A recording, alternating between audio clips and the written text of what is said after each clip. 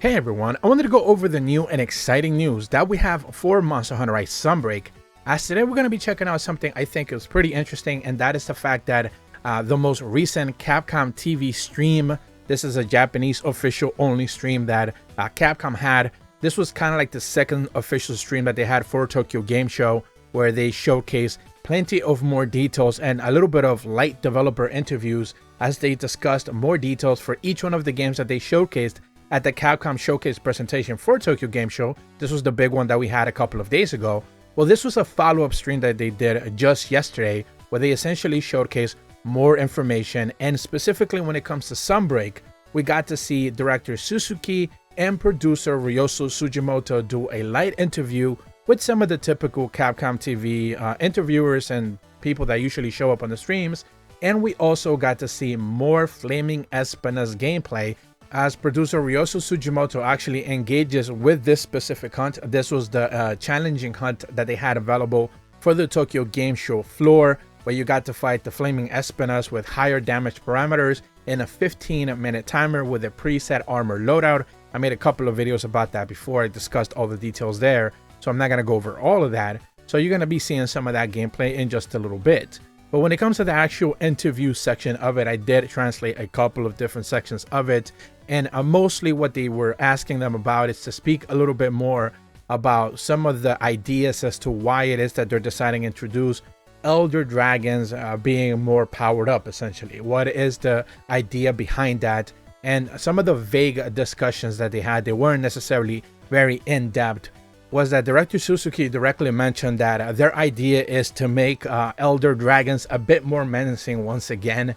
He kind of discussed how afflicted monsters were now at the forefront of some of the more dangerous encounters that the game has, and they don't necessarily always want to keep it that way. So as the game is continually evolving, elder dragons are kind of like retaking their place as the top of the food chain, and this is kind of like them reworking them back into the fold, making them more dangerous than ever before. And they specifically spoke about the fact that because he has master rank 110, this is Risen Camilleo's like unlock level, that is kind of like a clear signifier for players to be able to understand that this is going to be no walk in the park. This is going to be one of those really end game, real true end game challenges that players should expect. That doesn't necessarily mean afflicteds are going to be easier, but this is something that they're hoping carries over into the future. Now, they didn't necessarily suggest that, hey, we're going to do Kushala Daora, we're going to do Teostra. They didn't say any of that. But it seems to be that is the way that they are talking about it. Ryosu Sugimoto also discussed the introduction of layered armors. This was something that they specifically had been looking into bring as part of the roadmap for post-launch Sunbreak content, and they finally were able to do so as well. So these were just some of the key takeaways that I saw them discuss in the very short interviews. I think they were like maybe 2 sections, a couple of minutes for each one, but they were kind of like speaking as also during the hunts. So director Suzuki did not actually become part of any of the hunts.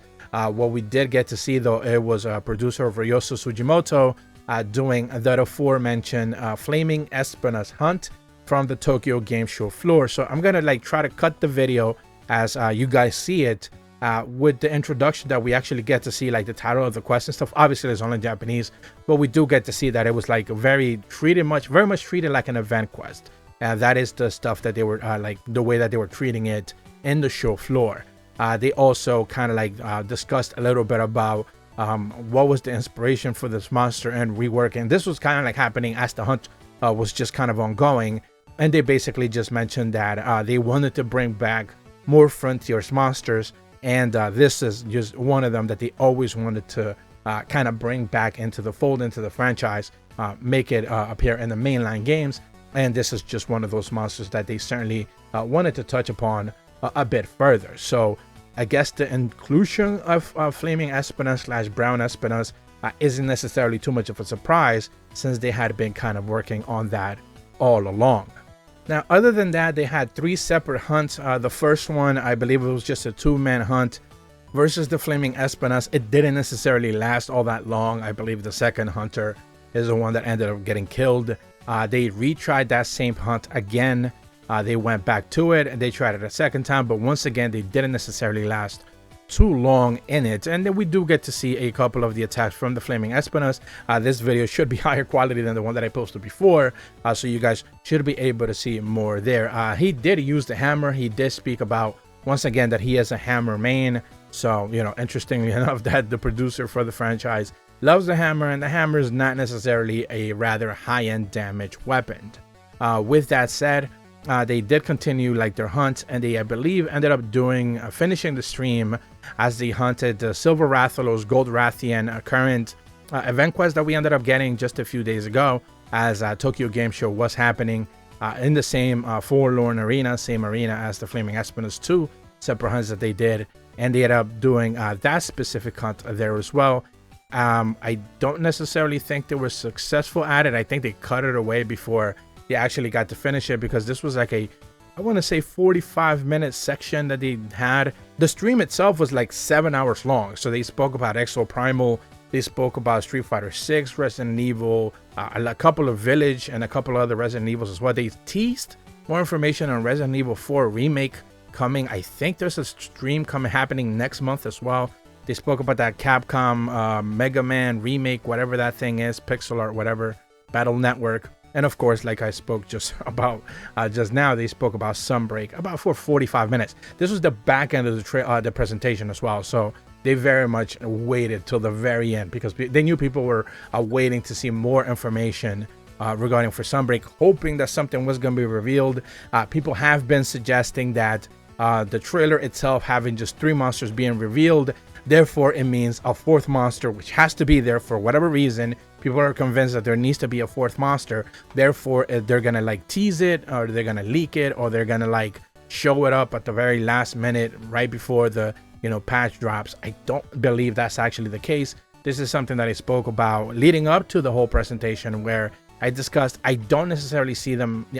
We didn't have any data suggesting that there was going to be a 4th monster. We were hoping there would be. Certainly spoke about Molten Tigrex, maybe a brand new Seragios, but the brand new Seragios would have been a thing that we're just, you know, grasping for air at this point. We're not necessarily too sure that was going to happen. Obviously, it didn't end up being that way. And I think the biggest surprise ultimately was Risen Chameleos. The fact that he is still an afflicted monster, but technically not. And also another thing that I think people are not necessarily paying too much attention to is the fact that he's basically Malzeno. Malzeno is already a risen monster.